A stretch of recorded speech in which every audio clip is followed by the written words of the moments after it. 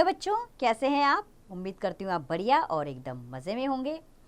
तो आइए बच्चों, सबसे पहले कविता का आनंद ले लेते हैं हमारे प्रथम अध्याय में। और हमारी इस कविता का नाम है प्यारा घर। तो बच्चों, घर तो सभी को प्यारा लगता है ना? आनंदित कर देता है। जब हम अपने घर में आते हैं तो आनंद से भर जाते हैं, सारी थकान दूर हो जाती है। तो बच्चों, हम हमेशा कहते हैं घर हमारा है, पर उसमें और भी जीव रहते हैं। पढ़कर देखते हैं कि हमारा घर किस किस का घर है।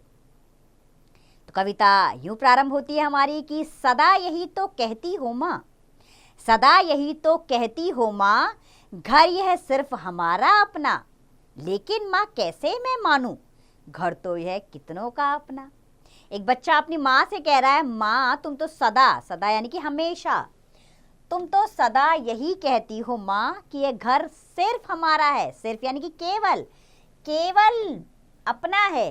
लेकिन माँ मैं तुम्हारी बात कैसे मान लूँ, क्योंकि ये घर तो पता नहीं कितनों का अपना है। देखो तो कैसे ये चूहे खेल रहे हैं पकड़म पकड़ी, कैसे मच्छर टहल रहे हैं, कैसे मस्त पड़ी है मकड़ी। मस्त यानी कि मज़े में। बच्चा कहता है, माँ कैसे मानूं ये मेरा घर है। देखो ये चूहे यहाँ पर उछल कूद मचा रहे हैं, मच्छर कैसे टहल रहे हैं, कैसे मस्ती में मकड़ी यहाँ पर पड़ी हुई है। इन्होंने भी तो ये घर अपना ही बना रखा है। और छिपकली को तो देखो, चलती है जो गश्त लगाती।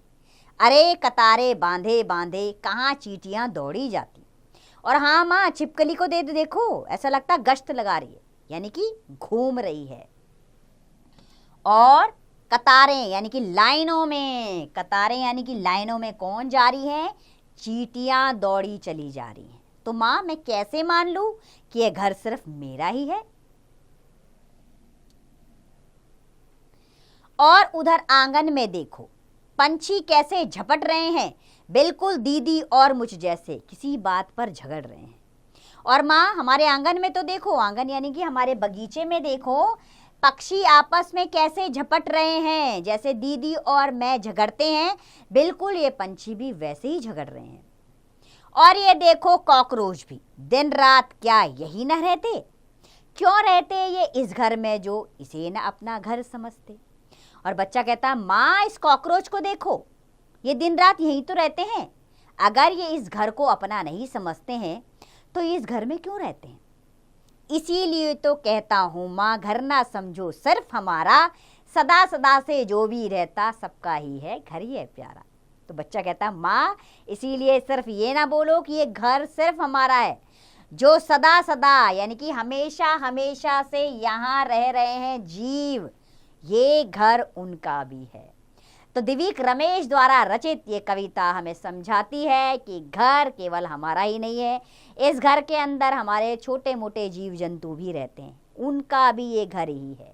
चाहे हम उनका वेलकम कर रहे हैं या नहीं कर रहे हैं, लेकिन वो अपनी मर्जी से इस घर को अपना मान रहे हैं, आते हैं जाते हैं, तो ये घर उनका भी है।